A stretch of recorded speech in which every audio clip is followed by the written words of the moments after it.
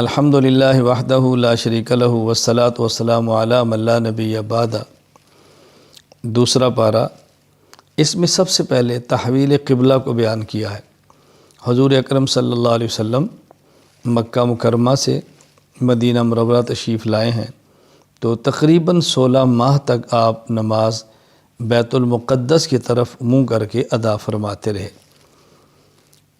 حکم آ گیا کہ قبلہ تبدیل ہو گیا ہے، تو حضور اکرم صلی اللہ علیہ وسلم نے پھر بیت المقدس کی بجائے کعبہ کی طرف منہ کر کے نماز ادا فرمانی شروع کر دی۔ تو تحویل قبلہ کا معنی ہے قبلے کا تبدیل کر دینا۔ اس کی حکمتیں ہیں، کچھ ہمارے علم میں آتی ہیں، کچھ علم میں نہیں آتی۔ اللہ تعالیٰ کچھ بیان فرما دیتے ہیں، کچھ نہیں بیان فرماتے، تو ہم تو حکمتوں کے پابند نہیں ہیں۔ جو بیان فرما دیا اس کے پابند ہیں، باقی حکمت سمجھ آئے نہ آئے ہم نے اس پہ عمل کرنا ہے۔ تو حضور اکرم صلی اللہ علیہ وسلم کا جو قبلہ تبدیل ہوا، پارہ نمبر 2 کے شروع میں اس کا ذکر کیا گیا ہے۔ پھر اس پارے میں بہت سارے احکام اللہ تعالیٰ نے تفصیل کے ساتھ بیان فرمائے ہیں۔ مثلا ایک تو قصاص کا مسئلہ بیان کیا ہے، اور اگر قصاص کے مسئلے پر عمل درآمد ہو، آپ یقین فرمائیں قتل ناحق کے دروازے بند ہو جائیں۔ نمبر 2، وصیت کا مسئلہ بیان کیا ہے۔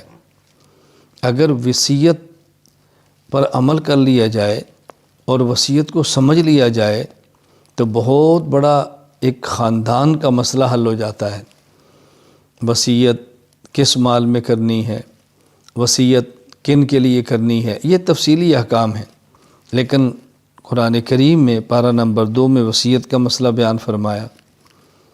نمبر 3، جہاد کا مسئلہ بیان کیا۔ یہ بات ذہن نشین فرما لیں کہ شریعت کی اصطلاح میں، شریعت کی زبان میں جہاد نام ہے قتال فی سبیل اللہ کا۔ اگر کسی اور حکم شرعی پر لفظ جہاد کا استعمال ہوا ہے تو وہ لغت کے اعتبار سے ہے، شریعت کی اصطلاح نہیں ہے۔ اللہ تعالیٰ نے مجاہدین کو دیگر تمام اعمال کرنے والوں پر فضیلت عطا فرمائی ہے۔ جہاد شریعت کا بہت اہم مسئلہ ہے، تو جہاد اور قتال کو بیان فرمایا۔ نمبر 4، مرتدین کی سزا کو بیان فرمایا کہ جو شخص مومن ہے پھر وہ ایمان کو چھوڑ دیتا ہے اور کافر ہو جاتا ہے، مرتد جس کی سزا قتل ہے، تو مرتد کی سزا کو بیان فرمایا۔ یہ بات ذہن نشین فرما لیں کہ مرتد کو سزا دینا یہ ہر آدمی کے اختیار میں نہیں ہے کہ جس کا جی چاہے اٹھ کے مرتد کو گولی مار دے یا قتل کر دے۔ فی الحال میں اس کے تفصیلی احکام بیان نہیں کر رہا، خلاصہ بیان کر رہا ہوں کہ مرتدین کی سزا کا ذکر فرمایا۔ نمبر 5، عورت کے ساتھ حالت حیض میں ہم بستری کرنا ناجائز اور حرام ہے، اس کو بیان فرمایا۔ یہاں یہ بات ذہن نشین فرما لیں کہ عورت کو ہر ماہ جو ماہواری کا خون آتا ہے اس کو حیض کا خون کہتے ہیں، اور بچے کی ولادت کے بعد جو خون آتا ہے اس کو نفاس کا خون کہتے ہیں۔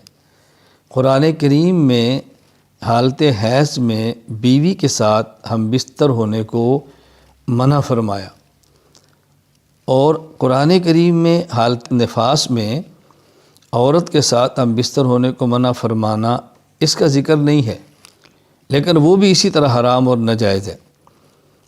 اس کا ذکر احادیث میں الگ، اور اس کا ذکر قرآن کریم میں اس حکم پر قیاس کریں تو سمجھ آ جاتا ہے۔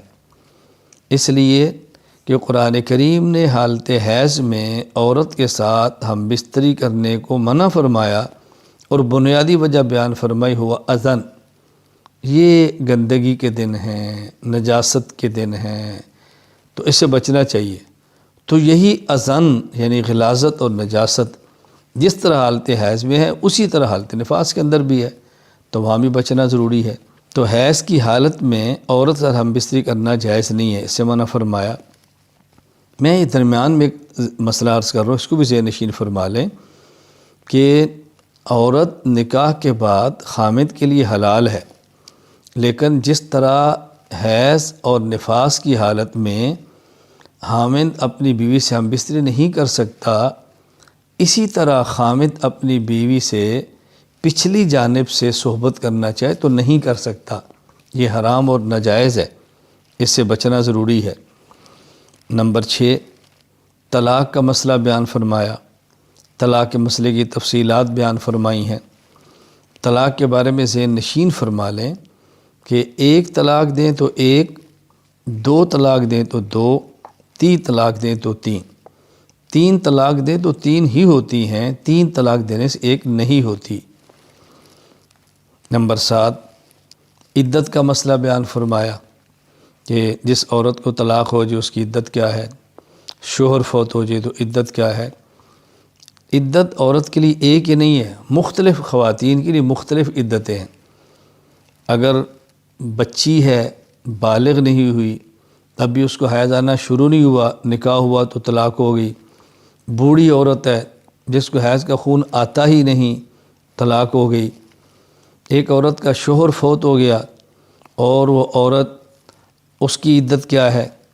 ایک عورت کو طلاق دے دی اور وہ امید کے ساتھ نہیں تو اس کی عدت کیا ہے، امید کے ساتھ ہے تو اس کی عدت کیا ہے۔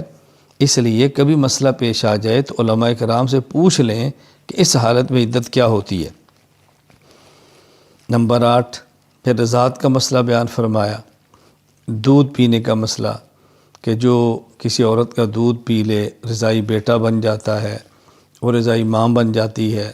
لڑکی پی لے رضاعی بیٹی بن جاتی ہے، تو جس نے دودھ پلایا اس کا شوہر اس کا رضاعی باپ بن جاتا ہے۔ یہ بھی ذہن نشین فرما لیں کہ نسب کے ساتھ رشتے حرام ہوتے ہیں تو رضاعت کی وجہ سے بھی رشتے حرام ہوتے ہیں، لیکن اس کی تفصیل معلوم کر لیں جب بھی ضرورت پیش آئے۔ اس پارے کے آخر میں اللہ تعالیٰ نے حق کے نمائندے طالوت اور باطل کے نمائندے جالوت، ان کا واقعہ بیان کیا۔ جالوت کے پاس طاقت بھی ہے، کثرت بھی ہے، فوج بھی ہے۔ حضرت طالوت کے پاس طاقت بھی کم ہے، فوج کم ہے، باوجود اس کے اللہ تعالیٰ نے کو فتح عطا فرمائی، اور قرآن کریم نے ضابطہ بیان فرما دیا، کم من فئۃ قلیلۃ غلبت فئۃ کثیرۃ باذن اللہ۔ کتنی جماعتیں ہیں طاقت میں چھوٹی ہوتی ہیں، گنتی میں کم ہوتی ہیں، لیکن اللہ کی مدد ان کے ساتھ ہو تو اللہ ان کو غالب فرما دیتے ہیں۔ ہمیں اس سے بات سمجھ آنی چاہیے کہ مسلمان جب بھی غالب ہوتا ہے مادیت کی بنیاد پہ نہیں، اللہ تعالیٰ پر ایمان، توکل، بھروسہ، نیک اعمال کی بنیاد پہ غالب ہوتا ہے۔ اللہ تعالیٰ ہمیں اپنی ذات کا توکل نصیب فرمائے، بھروسہ نصیب فرمائے، اعمال صالحہ کی توفیق عطا فرمائے۔ وآخر دعوانا ان الحمد للہ رب العالمین۔